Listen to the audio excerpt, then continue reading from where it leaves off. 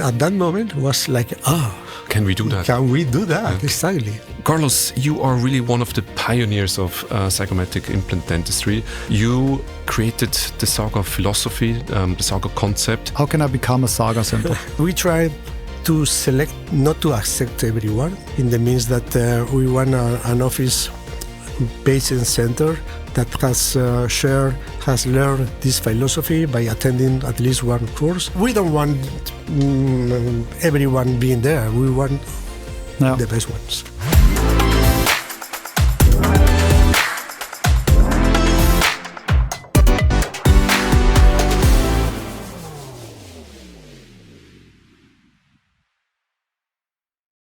Welcome to ProTalk. Welcome to the Pulse of Dentistry. My name is George, and together with my co-host Andreas, we are very pleased to welcome here in Basel Dr. Carlos Aparicio.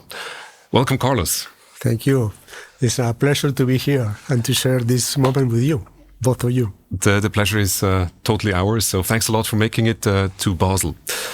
Now, Carlos, you are really one of the pioneers of zygomatic implant dentistry.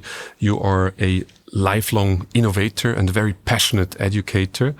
You created the ZAGA philosophy, the ZAGA concept, and with this also a clinical network of over 70 ZAGA centers as of today, and counting and growing.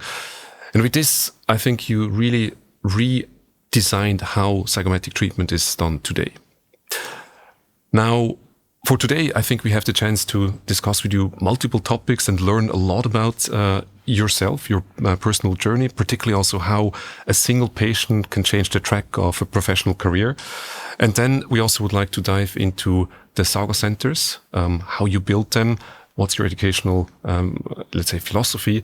And last but not least, for everyone very much interested, also talk about zygomatic implants. So in today's podcast, our listeners, they will have the chance to learn a lot about zygomatic treatment. Now, before we dive into those details, Carlos, for those who don't know you that well, who is Carlos Aparicio in just 1 minute? Wow. That's a difficult question, really. I'm a human being that has values. I'm a very fortunate human being. I have a very nice family, good friends. I have good health, thanks God. So important. And which is a very good start. And I have also the privilege of having what the Japanese people, they call ikigai, which means I have an illusion in life. So I'm a very privileged man. That sounds also like a very solid foundation and a good start, and also to achieve a lot, right, as you have been doing. Let's go back a bit in time. What drew you to dentistry in the first place? Oh, evolution. So I'm a medical doctor. So I was, my father and my grandfather, they were dental technicians. And I told to myself, Carlos, you will never be dentist. You will never be dentist. I want to be a medical doctor, because dentistry is something like something that it was not so much important to me. So I became a family doctor. I worked as a family doctor for about 3.5 years. But I was taking care of about 28 small villages. 28, I said, 28. So can you imagine the size of those villages in the mountains of northwest Spain? The thing is that there was one phone for the 28 villages. One phone for 28 villages means that nobody has phone. There is no communication as we know it today. There is no communication, no. So with my first salary, I bought a motorbike, a mountain motorbike, because it was not possible to arrive to be fast enough. Yeah. Some of the villages, they have no even electricity. So it was like a hard way. The nearest hospital was at about 4 hours. The nearest ambulance was at about, if you were lucky enough, the ambulance to be in place, was at about 40 minutes. Come up, if the ambulance... Pick up the patient, go down... And then go to the hospital. Yeah. So that was the most difficult part, the diagnosis. If you fail a diagnosis, you think, oh, okay, I can take care of this patient, okay, and you fail, you are in trouble. Really.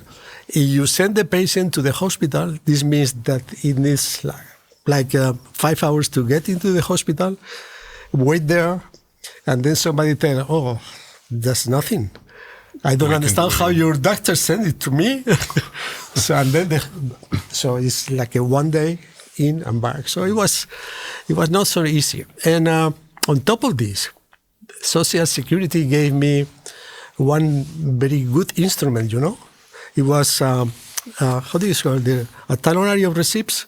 That was my instrument. So not even the stamp. I had to buy my stamp. So anything more. So the prescription block. Precision block, thank you. So any diagnostic tool, everything I had to buy it. So I became expert in analysis, blood analysis, urine analysis. So I bought a machine to make electrocardiograms, and finally, I thought this was too much. Maybe my father was right. Maybe I should change, because this is too much to me. Then I moved from this part to Barcelona to study dentistry. So that was the origin. Very interesting, okay. Evolution. And to extend on this, I mean, then I think there must have also been a very specific moment where you came to zygomatic implants. And I just saw in one of your recent books that you mentioned a very specific young patient, 18-year-old Inácio, and that, of course, sparked my interest. Maybe you can share a bit about the story of, what is this in terms of your career? Okay, but I won't, of course, I'm going to answer the question, but allow me to fill up the gap between I came into dentistry and this patient. Because I told you that I thought I will never be a dentist because it's something fasting.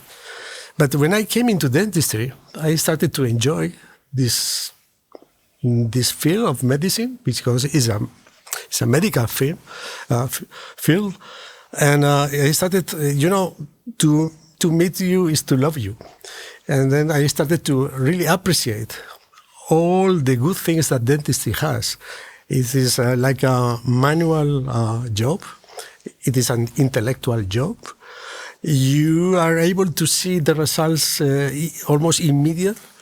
You are treating with patients, with human beings, so you receive feedback quite easy. And also 2 more things that to me are important. You are your own boss usually, at least in my time. Today is much more difficult, but I was my own boss, and you get a nice amount of money for your work. So it's like a perfect job. It was a perfect job.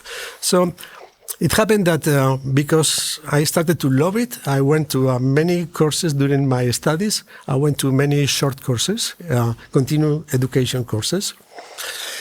So it happened that in the last year of my dental education, we met somebody coming from US. He mentioned it during a continuing education course. He mentioned about implants. Somebody called Brownemark. And it happened that at this moment, so we were just finishing. At this moment, my partner at that time wanted to study periodontics, and he managed to go to Michigan University, and he was a special guy. So instead of going to the pub, having beer, etc., he went to the library. And he found out this paper, 15-year report. Maybe you remember this paper, from 81, published in 81. This was 83. And he made a copy of this paper. The worst thing, he forgot a couple of sheets, but but then we started reading the paper. I was, what was that? What's that? This is like a miracle. We can place implants, and the implants stay there for 5, 10 years, Also 15 years. Wow, that's also integration. That was like a miracle. So we wrote the author, what was Ragnar Adel, of this 15 years paper, and asked for education. And so they asked us for a CB, and we were, almost students.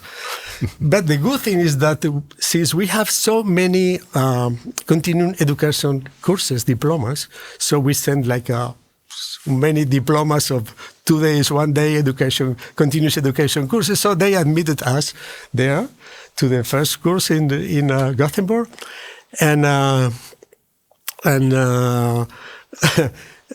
and then once they admitted us, we thought this was like a 3 days course only, and either you apply for surgery or for prosthetics. And then we said, this is too short. Can we go for a month? And they said, yes, you can. So we applied for a student residence there, and then we were admitted. And the funny thing is that we were there, and then one day our teachers at the school arrived there, and they saw, okay, but what are you doing here? What are you doing here? And the good answer was, you haven't been so good teacher, I wouldn't be here. And that's the history. So this is how we started with implant dentistry. And then one day, Inácio, it was the late 80s, Inácio, which is, at that time, he was a young man of 17 years old. He underwent a failed orthodontic surgery, so he lost all the premaxilla. Wow. From premolar to premolar. So he was telling us that after the surgery, 3 weeks after, started moving with tooth movement, and then suddenly a block of white thing with the teeth in came up. So at the end, he ended up with loosening the whole premaxilla and with a oronasal communication of about 15, 17 millimeters, so big communication, 18 years old, so it was like a pity. And he knocked our door and said, okay, can you fix me that? We said, oh, wow, this was the first period of regular implant. So we thought, okay, let's call our mentor. We called Pierre Branneman, and he said, came. And we were able to arrange the paperwork for him, and we came there. And it happened that at that time, Eugene Keller from the Mayo Clinic, he used to be the chairman of the maxillofacial department of the Mayo Clinic, was spending a sabbatic year. Was also there. Yeah, spending a sabbatic year to learn regular implants. That's amazing, isn't it? It's amazing.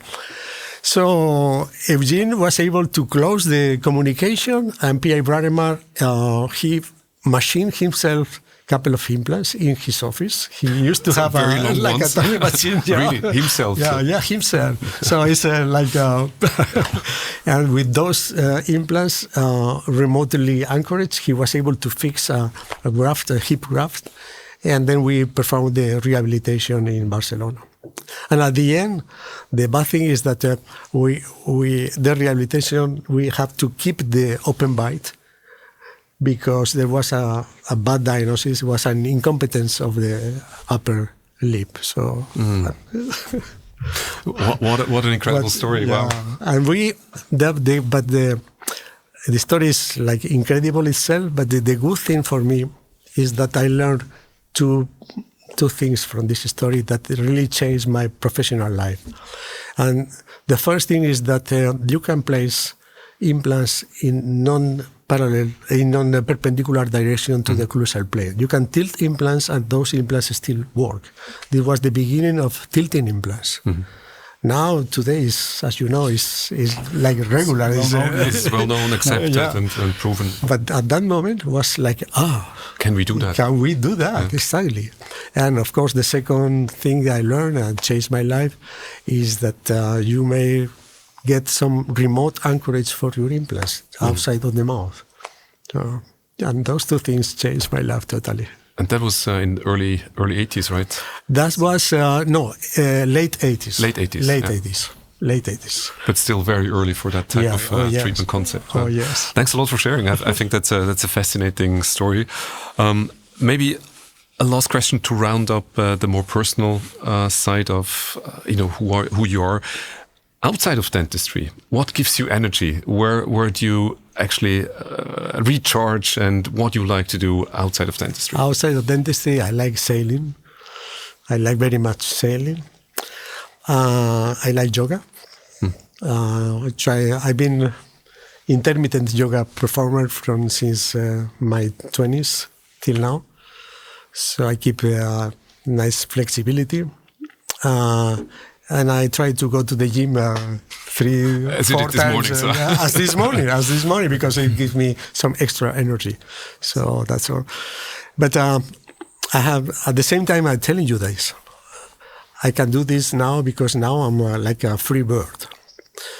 In a moment, I had a conversation. I have 4 children, 2 and 2, kids and girls. The second girl, in a moment, told me, "Daddy, I remind you behind a computer.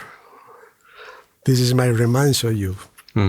So meaning that since I was on the private, and at the same time I was looking forward to have some science behind to publish. You don't publish from Monday to Friday.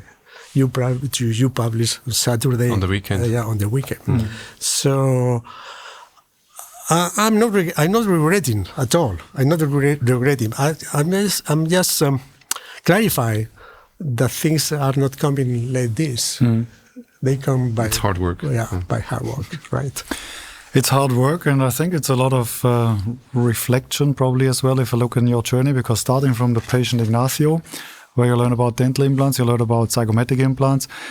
It must be have been quite a journey in zygomatic implants. You taught yourself, you placed a lot of zygomatic implants, but then there must have been a very reflective moment, because you turned all your experience in what you called protocolized approach to zygomatic implants, which fits the surgical approach of zygomatic implants to the specific patient anatomy. And I think everybody knows this under the abbreviation ZAGA. So tell us more. I mean, how did you get to this very special treatment protocol and philosophy? What was the journey behind, and were the people that influenced you on the way? So thank you for the question, because it's an evolution.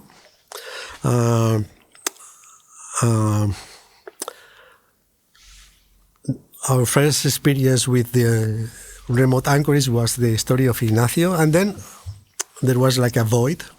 And during this void, I was placing inclined tilted implants and collecting the results. So we were able to publish about the results on tilting implants. So I was able to develop like a 3-dimensional vision of my implant placement. At that time, we didn't have those nice planning softwares like we have today. So I have to develop like a 3D vision, and let's say that I was prepared by placing tilted implants to receive the hard knowledge of the Zygo implant. So I received in a standardized manner. Standardized. I received the first course of Zygo implants in '98 from the hand of my good friend Chantal Malebet. But that was a very intuitive teaching. So we received like a plastic thing in the shape of a ME school, but was thick like this. And they told us, you have to make a hole from here and you have to up there. So that was the teaching. No? We didn't know the why of everything. We didn't know about the late complications specifically. But I was able to stick to the original recipe during few years until we got the first complications. And then I tried to understand from where the complications were arising. And then one day, suddenly, I realized something very simple. So simple that I thought that was, Carlos, you were stupid. One day I realized that you and me, we are different. And I was trying to use the same formula for all my patients. And I said, oh, Carlos, this is, it's not going to work. This is against nature. So and then this day that I realized that there are differences between human beings, especially in this field of zygomatic implants, because at that time, the first indication was edentulous people. But after a while, this first indication was widened by other failed treatments, like failed implant treatments, failed grafting procedures, etc., which gives you a very non-uniform anatomy, let's call it, where you may find bone discontinuities, you may find big differences between the left and the right side of the patient. So you have to adapt a very variable anatomies. So at the end, you understand that I'm using the same formula for those kinds of anatomies. So that was really the beginning. I have to say also that during those first years, let's say if we were like 100, I'm inventing like 100 surgeons that were trained in the first time, 80 or 85, they gave up because of the complications. Because of the complications. It was hard to understand from where the complications came. So from this, when we started little by little changing the protocol, the first thing we changed is that whenever we find very concave maxilla, then we thought, okay, maybe we can use this remaining alveolar bone and go outside. And then finally, we came up with this ZAGA concept, which is the acronym of Zygoma Anatomy Guided Approach. There was a very reflective and strong journey that you went through. You protocolized it and you published it also in a very well-known book, early 2000s. So everybody can read about the ZAGA approach to zygomatic implants. But education was always a passion that you had, right? So how many zygomatic surgeons have you trained? Do you have any estimate over the last years? No, but maybe we can ask. But we have a nice ZAGA group of, yes. Yeah, that I think we are, in this ZAGA group, we are like, not all, I haven't trained not all of them, but on the group we are like 750 people. Creating the concept, writing it down, teaching, and then what I really find impressive is your network of ZAGA centers. I think it's, George, you mentioned it in the introduction, it's 70 plus ZAGA centers, still growing. So what is a ZAGA center? How can I get a ZAGA? How can I become a ZAGA center? It's like a select club of offices that have the patient first, centered on the patient health, following this philosophy, and to answer precisely to your question, of course, they must go to the internet and to the website, the zagacenters.com, to see specifically what are the requirements to be part of the network. But we try to select, not to accept everyone.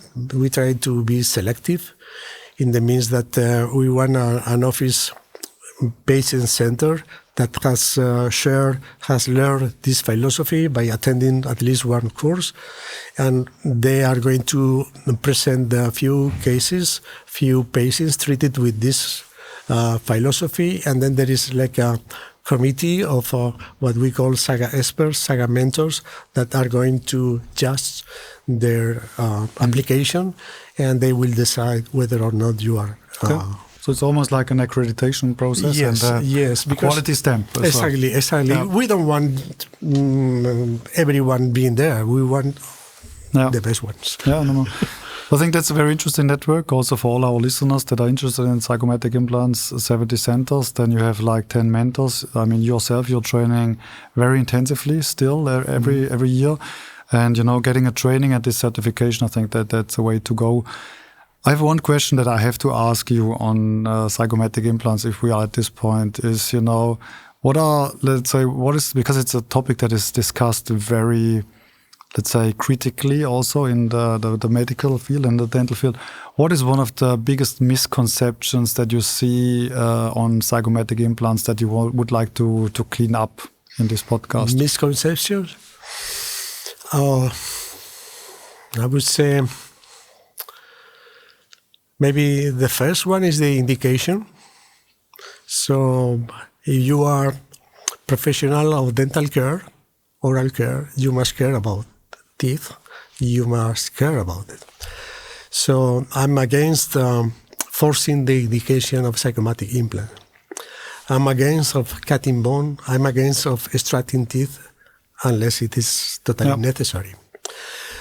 So I'm against of social media. I'm against of trends. If you want to be a good dentist today, you have to place zygomatic implants. Otherwise, you are not a good dentist. So I'm against showing off how good I am. This is what I'm against too. I think this is a very powerful tool that must be used when indicated. And you must succeed. You must succeed at the first shot. There is just one shot for those patients because it's the indication is the extremely atrophic maxilla.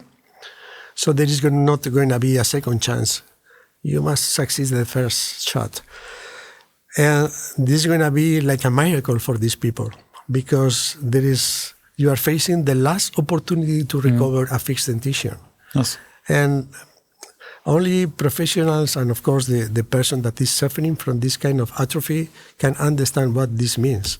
This means that you cannot go to the swimming pool because you will lose your denture. You cannot have sexual relations.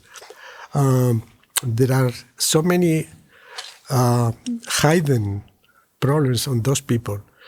So we have to be very responsible and use this powerful tool when necessary, just when necessary, and use it understanding what are the limitations, of course, of this kind of treatment. And the patient must understand that the condition he or she is showing up is not because of us, is the condition. And we will try to do our best for them to recover the fixed denture. But they have to understand also all the risks involved on this procedure. So it's a very conscious, very mindful, and also a very serious approach to the use of zygomatic implants, which I think is a good jump-off point to dive into the material. Yeah, let's go a little bit deeper into implantology. And Carlos, you are one of the people that actually can oversee 4 decades of implantology. Sorry to say it like this, but so it started with osseointegration, and now you went through the entire journey up until today, where we have a very broad coverage of indications and also quite successful protocols. When you look back, what surprised you most in that journey in terms of implantology? Did it go the way you expected it, or what was actually for you totally unexpected?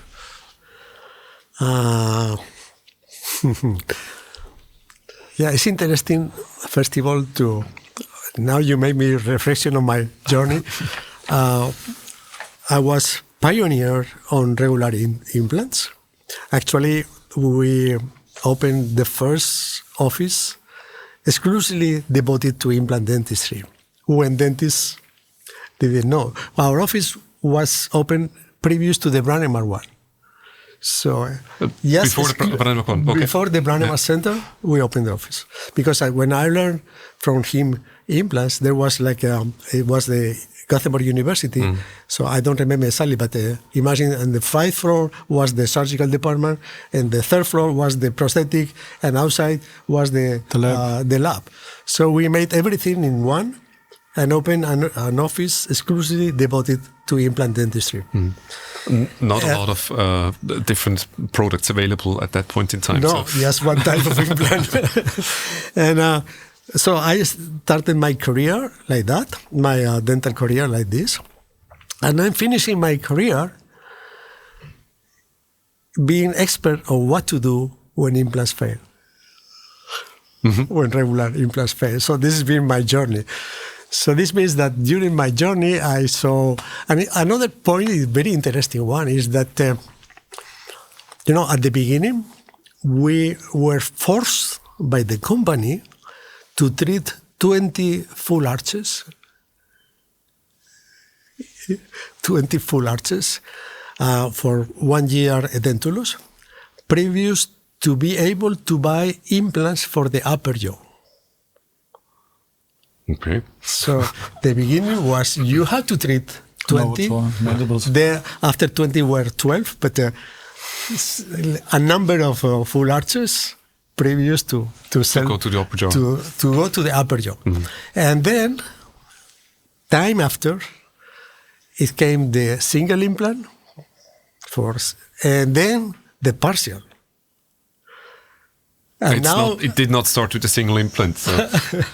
Yeah, so it's curious that now full arch is considered like the most advanced. And we started by the full arches, then single, and then partials. And then we came back to the full arches. So that's certainly a very surprising. Yeah, this is great to think. Exactly to see the whole evolution of implant dentistry. Now let's go a bit deeper on zygomatic implants. I mean, you have been involved in the development of specialized zygomatic implants very closely, also with us, and they are. Now the ZAGA flat and ZAGA round are a direct translation of your philosophy into a product. Can you explain a bit more, how you developed that concept linked to what we discussed before in terms of fitting the treatment to the patient and not the other way around? Well, the concept is about what is the problem of my patient? What is the problem? So I am going to treat you. Why? The problem is my patient is suffering from extreme atrophy, maxillary atrophy. That's the problem. My patient has little bone or no bone or discontinuous bone. What I was taught is your first action is to make a window, so to make a osteotomy in the shape of a window, and then you take out some bone, and then you place an implant that should have an intrasinus path. So you go from the palate, intrasinus, and then you get the maxilla. So what I learned is that for this, to place one implant, you should make 2 osteotomies. Does it make sense? No. So if the problem of my patient is maxillary atrophy, why should increase the atrophy of this patient by taking out this window? Or late the slot technique, that again was an osteotomy in the shape of a slot previous to implant placement, and then the osteotomy necessary to place the implant. So it doesn't make any sense to do that. So you start thinking and thinking, and then you see other, let's call it companies, that they say, or professionals, they say, okay, you go and you get anchorage on the zygoma, and you have to discard the alveolar bone. Alveolar bone is marvelous. We have to respect modern nature. If the problem of this patient is atrophy, why should we discard bone? Let's take profit of it. So we find out in a study that we were able to classify in groups the different types of atrophies. So, and then we got like 5 groups of patients showing maxillary atrophy. We call them ZAGA 0 from ZAGA 4. Doesn't matter the name. The important part is that there is a fact, and the fact is that maxillas are different, and maybe we can classify them for the surgeon to better understand what is the pathology of this patient or what is the anatomy of this patient. So we find, and the question is why you have 2 different types of implants. We found that sometimes you are very lucky because you find like a few millimeters of alveolar bone. If instead of discarding those few millimeters of alveolar bone, you go through them and you have an adequate implant design, having threads on the neck of the implant, you will be able to transmit the masticatory load through the threads to the bone. And then you will be able to maintain this bone. And if you are able to maintain this bone, you will be able to offer some support for soft tissue fibers to attach. So you will escape from soft tissue recession, soft tissue infection. So it's about, I should understand that connective tissue fibers, they need bone to attach. They don't like titanium to attach, they like bone.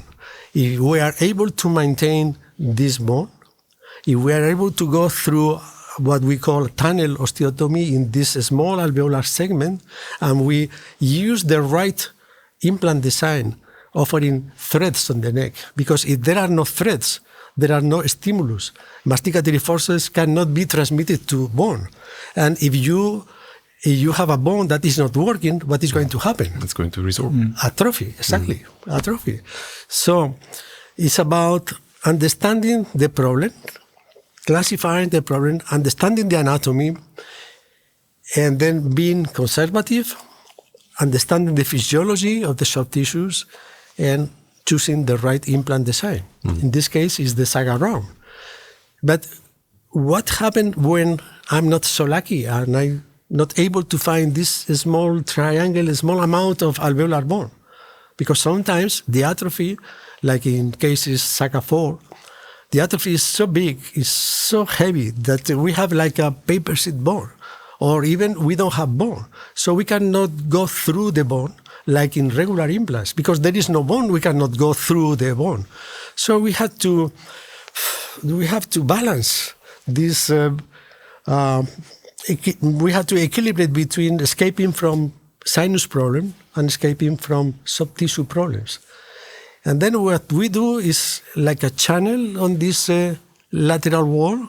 We try to hide the implant. We try this implant not to protrude against the soft tissue. We try this implant not to compress the vascularity of the soft tissue that will provoke later on soft tissue recession. By using this channel and by using again the right implant section design.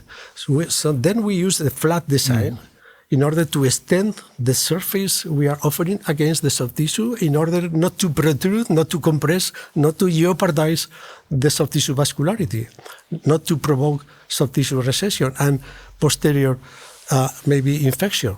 And because we know that this may happen, because this is not like a 100% formula, it's little by little you are creating the fundamentals for escaping from the problem. But because we know that on top of this we may have a problem, we are using machine surfaces in this level. Because if you use a rough surface, once it gets contaminated, you cannot get rid of bacteria. It's not possible. It's not possible. So it's about using the right technique, individualizing, using the right implant design, understanding the physiology. Could you even imagine patient-specific implants for treating? Thank you. Well, because when I'm lecturing, I think that those implants, the ones we are using, the Straumann Zygomatic implants, are site-specific implants already. Of course, we can be even more ambitious preparing the implants previous to the surgery, but I think this is something like in an ideal world maybe, but in the practical world, not in the practical world of the clinic. Is too much difficult, because I mean the lengths, everything is well. Yeah, you also need to have select the right one. You need to have it in stock, etc. So there's a lot of You will kill me from the commercial point of view. You will kill me. A lot of SKUs. Let's switch gears a little bit. Also, moving into let's say the future a bit more. Besides also investing a lot into the development of hardware, we also spend quite some time in developing software solutions for treating patients. And how do you see actually the use of, let's say, surgical data and AI influencing how you do treatment today? You were saying before, well, we didn't have a planning software. Now, of course, you have a planning software. Now, the next level is that AI will also be able to help you plan.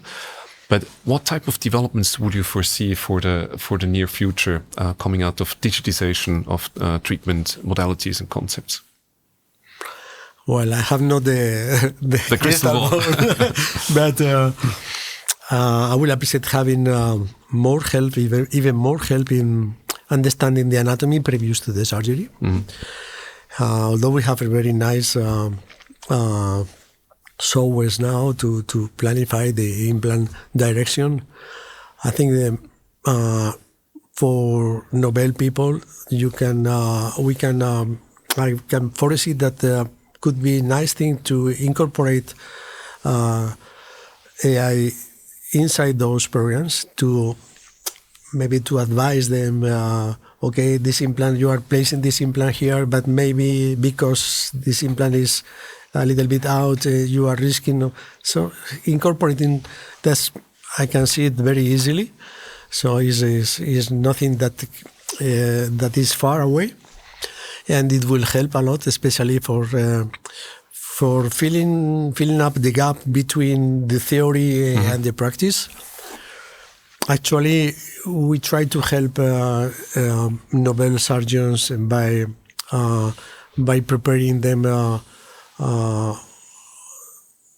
like a 3D model, a double 3D model, one naked, so as it is, and the other with the implant printed. So we do the planning, and we print the implants on the 3D model together with a PDF. So they know actually how it is planned and exactly where it needs to go. It's not a prescription because we, of course, from the legal point of view, we cannot make a prescription, but we send a model, a second model with the implant printed, which are usually we prepare. We do the planning. Yeah. Excellent. Thanks a lot for sharing all of those insights, Andreas. I think we had a very interesting and deep conversation. If you reflect on what stood out for you, what would you mention? So first of all, thanks for sharing, Carlos. I think what stood out for me is, your story about being a family doctor and a physician, in the north of Spain, and then, the willingness to change and adapt your personal direction. Even I imagine it was a tough decision, but it was not your way and not your journey. So you decided, and that was very courageous, you decided to change and to adapt for the better, right? And I think that was an interesting one, so the willingness to change and adapt. And then I think your patient centricity for me stood out, and your curiosity, that with Inácio, what you learned about this, and your curiosity to wanting to learn more about dental implants, and then learning more about zygomatic implants, wanting to progress the standard of care for zygomatic implant up to a point that you protocolized, and actually created a new philosophy that I think is the fundament. The ZAGA philosophy is a fundament of, a very standardized, high-quality treatment in a very, very challenging indication. So thank you for that, and thanks for sharing, Carlos. Thank you. Thank you for the opportunity. I mean, as I told you at the beginning, this is my ikigai. This is my illusion for life, and my privilege to be able to share this knowledge and to let something when I not be here. So thanks a lot, Carlos. Also from my side, it has been a very interesting and deep conversation where we learned a lot about you and also how you see things, and learn a lot about a fascinating individual that actually drives forward an entire field. So thanks a lot for that. Now to our listeners, thanks a lot for joining us in this podcast. And if you like it, please subscribe. And also we are available in all the different channels, Instagram, YouTube, and of course also Apple. So please have a look at the other episodes that we have already out, or stay tuned for the next ones. Thanks a lot for watching.